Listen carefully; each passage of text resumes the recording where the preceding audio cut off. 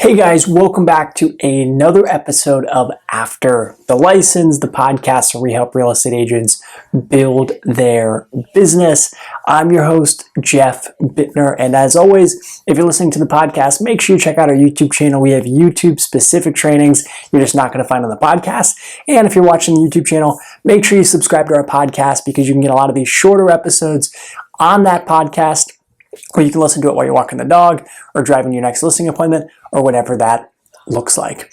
Okay, today we are going to touch on what job requirements you should look for if you're planning on working full-time or part-time while selling real estate. So this is a question that came in as a comment on one of my YouTube videos. So if you have questions, make sure you drop a comment in some of these things. I'm happy to address them in videos like this and on the podcast. But the question was, if I'm going to be working while I get started into real estate, what is the best situation? What is the best setup? What kind of job should I be looking for and planning for and preparing for? And I think this is a fantastic question, especially for someone that's brand new. If you're brand new to real estate or you're thinking about getting your real estate license and you realize, hey, I'm going to have to do something to pay my bills for the first couple of months, what is the best situation for me? And I would look for a couple of things. First off, I would look for something that has somewhat flexible hours, if at all possible. That is the most ideal situation. If you can do something that has some flexibility where you can decide what hours you're going to work and what hours you're not, so maybe some kind of contract work or some type of gig work, that would be the most perfect situation, because then you could work your real estate business and work your contract work in between that. Now, if you're going to do something more steady where you're going to be working 40 hours a week and you're going to have an employer that's going to expect certain things from you, then there are some things that I would look for personally if I was looking for a job like that. What I would look for is I would look for something that's more in the morning. So if I could do like 7 to 3 versus a 9 to 5, I think that would be beneficial. The main reason is you're going to ultimately, when you go and sell real estate, especially if you're working for buyers, you're going to have to go out and preview homes. You're going to have to go out and actually show buyers listings. And so for me, if I could get off at my normal job at 3 p.m., then I could go and do some prep work for my clients, schedule showings for that evening, and schedule showings for that weekend. So flexible schedule is great. If you can't have a flexible schedule, if you can have something where you shift a little bit earlier so that you can get off in the early afternoon, I think that would be really helpful.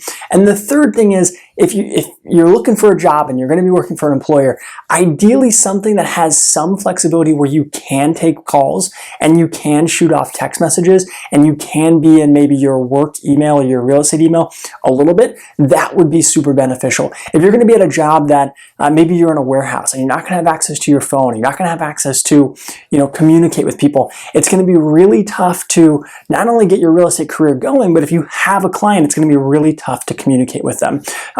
Clients don't expect a ton from us, but if they have questions, they want to be able to get in touch with us at the very least. So having a job where you can shoot off a quick text message or you can send off a document for electronic signatures or something along those lines, I think sets you up for the best case scenario. Now, if you're watching this and again, you're thinking about working part-time, you're thinking about working full-time while you get your real estate license, just know that you are going to be headed down a little bit of a tougher path. And if you watch some videos, you're going to find some people who discourage you from doing this. And it is true that the best real estate agents are full-time in real estate, but I'm a big supporter of finding something that you can pay your bills with, because when you get into real estate, it's a good chance it's going to take you 3, 4, 5, 6 months before you actually get that first paycheck. So hopefully those things help you out. Look for something that has complete flexibility, like contract gig work.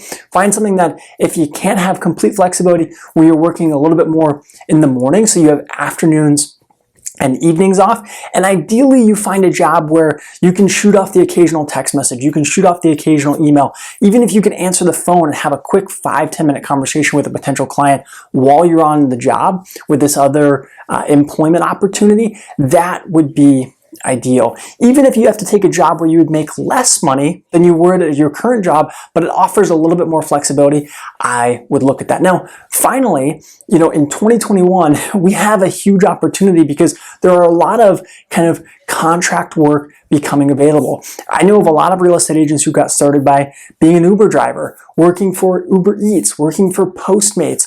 So you can find some of these other jobs that really let you decide your hours. Is that going to be your long-term thing? No. But doing that to kind of supplement your income while you build your real estate business, I think is a fantastic option. So drop a comment below if you're watching this YouTube video. What do you think about those tips? Are you doing something part-time to kind of, make sure your bills are paid while you work on your real estate business? And what other questions do you have about working part-time or full-time while selling real estate? Thanks everybody for watching, and I'll catch you next time.